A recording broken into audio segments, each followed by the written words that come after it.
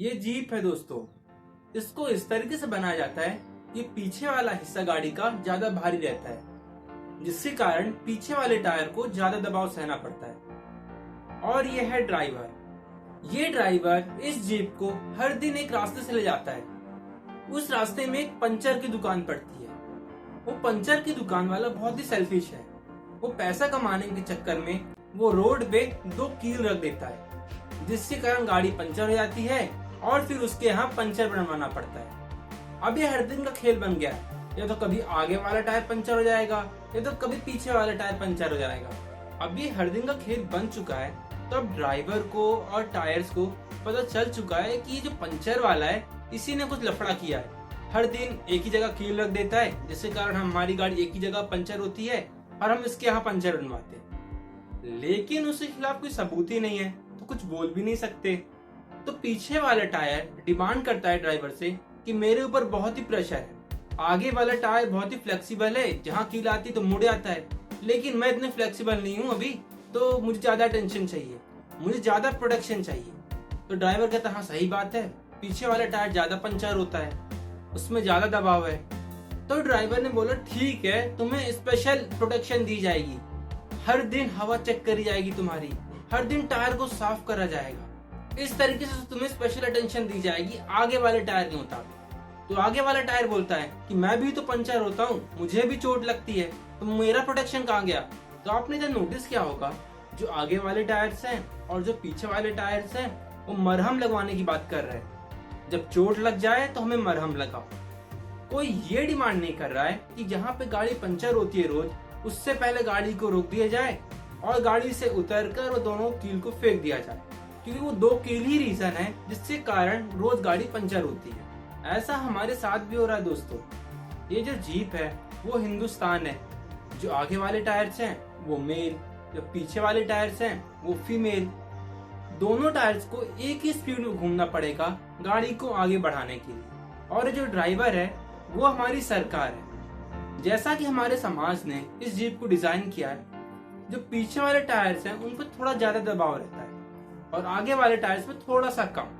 तो जब भी पीछे वाले टायर्स पे चोट पहुंचती है तो डिमांड करने लग जाते हैं कि हम पे बहुत अत्याचार हो रहा है, हमें चोट लग रही है, हमें मरहम लगाओ, हमें प्रोटेक्शन चाहिए। तो ड्राइवर जो कि हमारी सरकार है वो भी सोचते हैं कि हाँ बात तो सही है, तो तरह तरह के लॉज और रूल्स वगैरह निकाल दिए। तो फिर आगे वाले टायर्स को भी बुरा लगा, देखिए हमारे साथ भी तो बुरा हो रहा है, हमारे भी तो टायर पंचर हो रहे हैं, हमें भी चोट पहुंच रही है, तो हमारा हक कहाँ गया। तो आप इधर ध्यान से देखेंगे, हम सब मरहम लगवाने की बात ही कर रहे हैं, कोई भी कील हटवाने की डिमांड नहीं कर रहा। असली रीजन तो कील ही है जिसके कारण हमारी गाड़ी पंचर हो रही है। हेलो दोस्तों, मैं हूं आदर्श। हम इस वीडियो में ये समझेंगे कि जो हमने स्ट्रिक्ट लॉस डिमांड करी थी विमेंस की अत्याचार को लेकर, वो काम क्यों नहीं कर रहे, और हम असली प्रॉब्लम को समझकर उसके सॉल्यूशंस पे बात करेंगे। So without any further ado, let's get started. इनका नाम है विष्णु तिवारी। यह अभी बहुत न्यूज में है। इनको 2000 में रेप केस में जेल भेज दिया गया। अब 20 साल बाद कोर्ट ने ये डिसाइड किया कि ये निर्दोष थे। जेल एडमिनिस्ट्रेशन ने उनको छुट्टी के साथ साथ 600 रुपए भी दिए है ना खुशी की बात।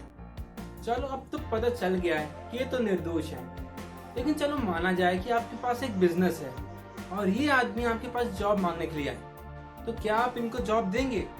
शायद नहीं देंगे। 20 साल इन्होंने दूसरे कैदियों के साथ बिताए हैं। रेप करने का कलंक तो लग ही गया है, तो आप मन में सबसे पहले यही सोचोगे कि इतने लोग हैं काम करने के लिए, हम दूसरे को ही रख लेंगे, क्यों फालतू इनको रखना।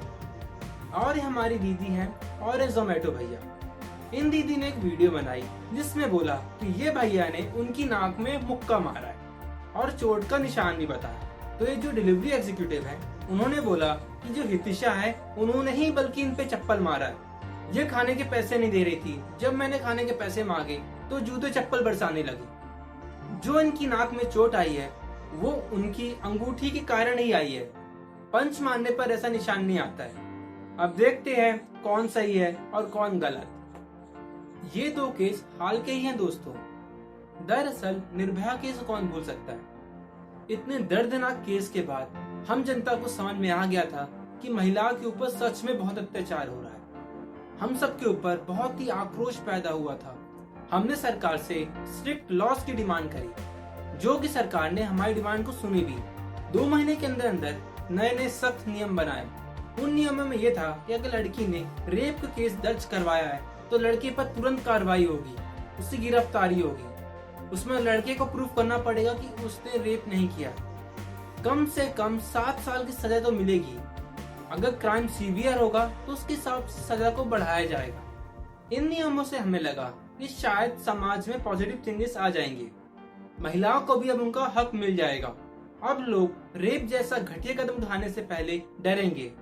लेकिन एक ही साल बाद DCW की रिपोर्ट आती है, जिसमें बताया गया कि मोर देन 50% जो केसेस आए वो इनोसेंट मैन पे लगाए गए। कुछ लड़कियां इसको रिवेंज के तौर पर समझने लग गईं। अब 8 साल की ऊपर हो गया दोस्तों। इतने सख्त नियम होने के बाद भी केसेस हर दिन बढ़ते जा रहे हैं। कुछ लड़कियां पब्लिक अटेंशन पाने के लिए लड़कों पर झूठा आरोप लगाने लग रही हैं, जिसके कारण जो भी जेन्युइन केसेस होते हैं हम उन पे प्रॉपर अटेंशन नहीं दे पा रहे हैं। ये वीडियो बनाने से पहले मैंने एक पुलिस ऑफिसर से बात करी, इन सब चीजों की रियलिटी के बारे में पूछा, तो उन्होंने बोला कि हम 16 घंटे काम करते हैं, उसमें 50 महिलाएं आती हैं। छोटी छोटी लड़ाई के कारण कभी दहेज का केस लिखवाने आ जाएंगी, कभी पड़ोसी से लड़ाई हुई थोड़ी सी तो उन पे रेप का केस लिखवाने आ जाएंगी। फिर 2-3 दिन बाद पता चलता है कि वो तो फंसाने के लिए किया था। तो जो असली केस भी आता है तो हमें लगता है कि वो भी फर्जी होगा, उस केस को हम ढंग से ट्रीट नहीं करते हैं फिर। और ऐसे लाखों केसेस कोर्ट में चल रहे हैं जो कि कोर्ट का टाइम वेस्ट कर रहे हैं, और जो जेन्युइन केसेस होते हैं वो भी टाइम पे सॉल्व नहीं हो पा रहे हैं। तो मैंने आपको प्रॉब्लम तो बता दी, लेकिन इसका सॉल्यूशन क्या है? तो पहला सॉल्यूशन है कि हमें पहले थिंकिंग चेंज करनी पड़ेगी अपनी। अगर लड़के ने लड़की को थप्पड़ मारा तो लड़का जाहिल होगा, अगर लड़की ने लड़के को थप्पड़ मारा तो लड़के ने कोई गलती किया होगा। अगर लड़का बाहर घूमने जाए तो हमारे समाज में चल जाता है, लेकिन अगर लड़की बाहर घूमने जाए तो उसको मर्यादा में रहने को सिखाया जाता है। अगर पत्नी ने पति से पैसे मांगे तो पति का कर्तव्य होगा, अगर पति ने पत्नी से पैसे मांग लिए तो वो पत्नी का एहसान होगा। अगर लड़का पढ़ाई करे तो वो सही समझा जाता है, अगर लड़की पढ़ाई करे तो उसको गलत क्यों समझा जाता है? तो प्रॉब्लम दोनों की थिंकिंग में है, हमें दोनों की थिंकिंग को ही चेंज करना पड़ेगा। ये बिल्कुल सही बात है कि हमें लड़कों को सिखाना चाहिए कि लड़के लड़कियों की रिस्पेक्ट करें, लेकिन ये भी बिल्कुल सही बात है कि हमें लड़की को भी सिखाना चाहिए कि बदला लेने के लिए लड़कों की रेपुटेशन के साथ ना खेले। तो हमारा सेकंड सॉल्यूशन है कि बायसनेस में हमें कमी लानी पड़ेगी। अगर लड़के को झूठे केस में फंसा दिया गया है और निर्दोष भी साबित हो गया लड़का, तो लड़कियों पर इसमें कोई ज्यादा बड़ी कार्रवाई नहीं होती है। ज्यादा से ज्यादा 20,000 का फाइन हो जाएगा या 1-2 महीने की सजा। लड़का भले ही निर्दोष साबित हो गया है, लेकिन उसको सोसाइटी एक्सेप्ट नहीं करेगी। तो लड़का कम से कम एक ढंग का कंपनसेशन तो डिजर्व करता ही है। तो जिसने भी झूठे केस में फंसाया है, अगर उसको कम से कम 2 साल की सजा हो जाती है तो बायसनेस में कमी तो आएगी ही। लोग सोच समझ कर ही झूठे केस फाइल करेंगे। अगर केसेस में कमी आएगी तो हमारी जो रियल महिलाएं जिनके साथ सच में अत्याचार हो रहा है हमारी ट्रेडिशनल थिंकिंग के कारण, उनको टाइम पर न्याय मिलेगा। हमारा तीसरा सॉल्यूशन है सेक्स एजुकेशन। दोस्तों ये चीज सबसे ज्यादा इम्पोर्टेंट है। मुझे याद है CBSE की 8th क्लास में 8th चैप्टर रिप्रोडक्शन था। टीचर ने वो तक पढ़ाने से मना कर दिया था। अगर आप मार्केट में हैं, आपने किसी को गाली बक दी तो कोई आप पे ध्यान नहीं देगा, लेकिन अगर आपने SEX बोल दिया तो 100 लोग आपको देखेंगे। भले इस टॉपिक को स्कूल के बच्चों को ना पढ़ाया जाए, लेकिन कॉलेज के स्टूडेंट्स को ये पढ़ाना कंपलसरी करना चाहिए। एक दूसरे को ब्लेम करने के बजाय अगर हम यही डिमांड करें वी वांट सेक्स एजुकेशन, तो हमारी आधे से ज्यादा प्रॉब्लम सॉल्व हो जाएगी। ऐसा देखा गया है कि अगर लोगों के बीच में ओपननेस रहती है तो केसेस में गिरावट आती है, और अगर जितना ही SEX को दिमाग में भरा जाएगा लेकिन उसके बारे में बोला नहीं जाएगा तो रेप केसेस में बढ़ोतरी होती है। अब हम चौथे सॉल्यूशन पे आते हैं। एक इंग्लिश में बहुत ही सुंदर वर्ड है पेशेंस, उसको हिंदी में धैर्य रखना बोलते हैं। अगर और आसानी समझे तो संयम रखना। दोस्तों ये संयम रखना जीवन में बहुत ही इंपॉर्टेंट है। अगर एक लड़की ने वीडियो बनाई कि लड़के ने बुरा किया मेरे साथ, तो लड़के को क्रिटिसाइज करना। अगर लड़के ने वीडियो बनाई कि लड़की ने बुरा किया मेरे साथ, तो लड़की को क्रिटिसाइज करना स्टार्ट कर देना। ये सब बंद करना पड़ेगा। जब तक दोनों साइड की स्टोरी नहीं आ जाती है, जब तक हमें संयम ही रखना पड़ेगा।